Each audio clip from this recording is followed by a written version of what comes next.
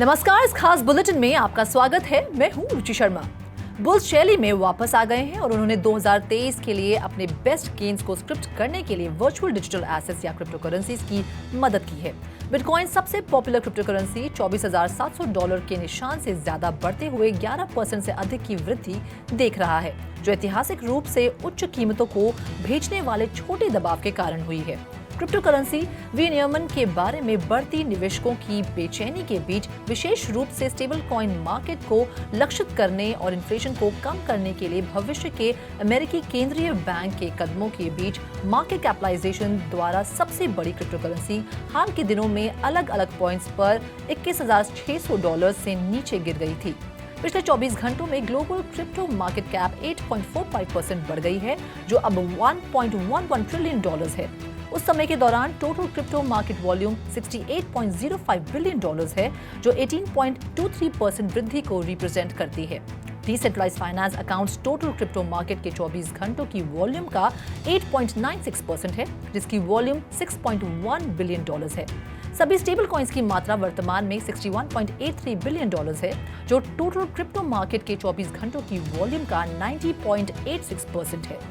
Bitcoin की dominance भी बढ़ गई है, जो दिन के दौरान 1.16% की वृद्धि के साथ 42.78% पर देखी गई है। 14 फरवरी को यूनाइटेड स्टेट्स में एल साल्वाडोर के एम्बेसडर मेलेना मयोर्गा के अनुसार एल साल्वाडोर टेक्सास में बिटकॉइन एम्बेसी खोलने के लिए बातचीत कर रहे हैं।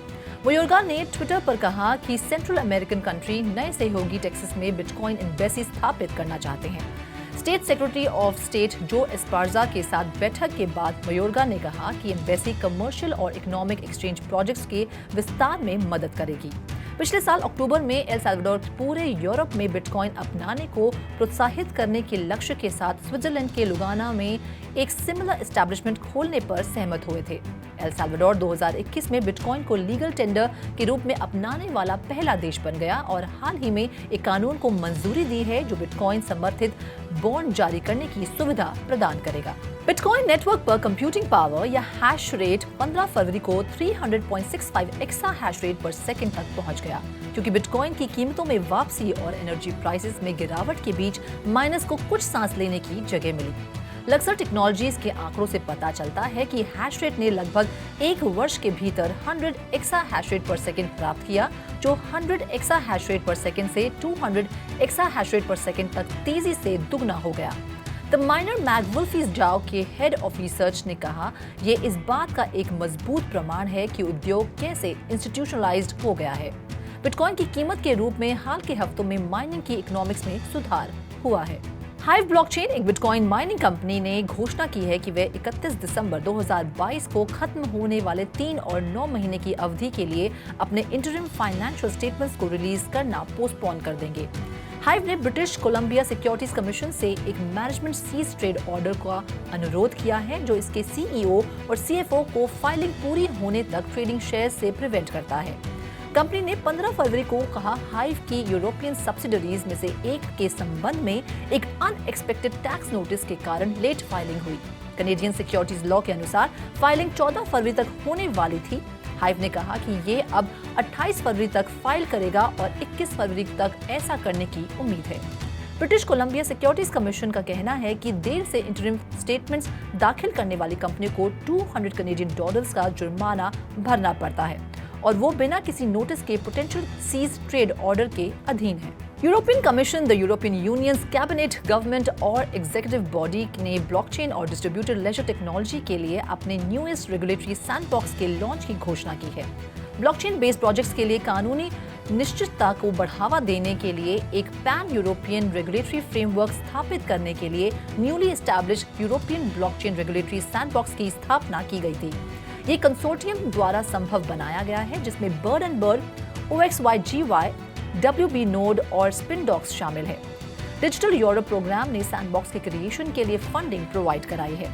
इसकी अवधारणा के अनुसार पहल अगले 3 वर्षों में यूरोपियन ब्लॉकचेन सर्विस इंफ्रास्ट्रक्चर के भीतर प्राइवेट और पब्लिक दोनों सेक्टर से 20 प्रोजेक्ट्स का समर्थन करेगी। इंडिपेंडेंट एकेडमिक एक्सपर्ट्स पूरी प्रक्रिया की निगरानी करेंगे। बैंकिंग सुपरविजन पर बेसिल कमेटी का गोल रेगुलेटरी फ्रेमवर्क 2025 तक कानूनी रूप से अनिवार्य नहीं होगा। यूरोपियन सेंट्रल बैंक को उम्मीद है कि इस बीच यूरोपियन यूनियन में बैंक बिटकॉइन की होल्डिंग पर सीमा लगाना शुरू कर देगा। दरअसल ईसीबी सुपरवाइजर्स ने अपने फरवरी के न्यूज़लेटर में क्रिप्टो करेंसी के महत्वपूर्ण जोखिम और बूम एंड बस्ट साइकिल्स का हवाला दिया। बैंक्स को सलाह दी कि वे आने वाले कानून के अनुपालन की योजना शुरू करने के लिए उन्हें अपने ऑपरेशंस में शामिल करने की योजना बनाएं। बैंक ऑफ इंटरनेशनल सेटलमेंट्स ने हाल ही में प्रस्तावित किया है कि बैंक बिना समर्थन वाले डिजिटल एसेट्स जैसे कि बिटकॉइन को 1250% का हाईएस्ट पॉसिबल रिस्क वेट प्रदान करते हैं, जिसका मतलब है कि उन्हें अपनी क्रिप्टो होल्डिंग के बराबर कैपिटल इशू करनी चाहिए और उन होल्डिंग्स को उनकी कोर कैपिटल के 1% तक सीमित करना चाहिए। कैंसस लेजिस्लेचर एक नए बिल पर विचार कर रहा है जो किसी भी प्राइमरी या जनरल इलेक्शन में इस्तेमाल के लिए क्रिप्टो करेंसी डोनेशंस पर $100 की सीमा लगाएगा। अगर बिल वापस हो जाता है तो ये कैप पेमेंट्स प्रोसेसर द्वारा प्राप्त होने पर क्रिप्टो करेंसी के फेयर मार्केट वैल्यू पर आधारित होगी। कैंसस पॉलिटिकल कैंपेन में क्रिप्टो का इस्तेमाल कैसे किया जा सकता है, इसके बिल में बहुत सख्त नियम भी प्रस्तावित हैं। नए नियमों के अनुसार किसी भी क्रिप्टो करेंसी डोनेशन को तुरंत यूएस डॉलर में कन्वर्ट किया जाना चाहिए और कैंपेन अकाउंट में डिपॉजिट किया जाना चाहिए। प्रस्तावित नियमों के अनुसार क्रिप्टो डोनेशन सिर्फ तभी एक्सेप्ट किए जाएंगे अगर वे यूनाइटेड स्टेट्स में स्थित क्रिप्टो पेमेंट प्रोसेसर से आए हों। इस प्रोसेसर को तब उन प्रोसीजर का इस्तेमाल करने की आवश्यकता होगी जो इसे उचित विश्वास बनाने और अनुमति दें कि कंट्रीब्यूटर की वास्तविक पहचान ज्ञात हो। बुधवार को चाइना टेलीकॉम और कॉन्फ्लक्स नेटवर्क ने ब्लॉकचेन सिम कार्ड को मार्केट में लाने के लिए पार्टनरशिप की घोषणा की। एंट्री लेवल वेब3 प्रोडक्ट विश्व स्तर पर अब तक देखा गया सबसे बड़ा ब्लॉकचेन हार्डवेयर प्रोडक्ट होगा, जिसमें सबसे ज्यादा यूजर्स और एप्लीकेशंस शामिल होंगे। चाइना टेलीकॉम इस साल के अंत में हांगकांग में पहला BSIM पायलट प्रोजेक्ट शुरू करेगा। इसके बाद शंघाई जैसे प्रमुख मेनलैंड चाइना लोकेशंस में पायलट द्वारा फॉलो किया जाएगा।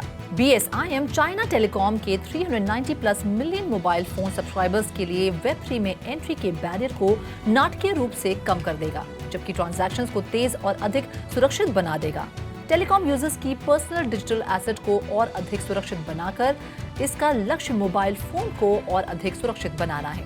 BSIM कार्ड कॉन्फ्लक्स के ट्री ग्राफ स्टेक के डुअल प्रूफ और वर्क टेक्नोलॉजी के प्रूफ को इंटीग्रेट करता है, जिससे दुनिया में किसी भी ब्लॉकचेन के लिए हाईएस्ट सिस्टम परफॉर्मेंस सक्षम होता है।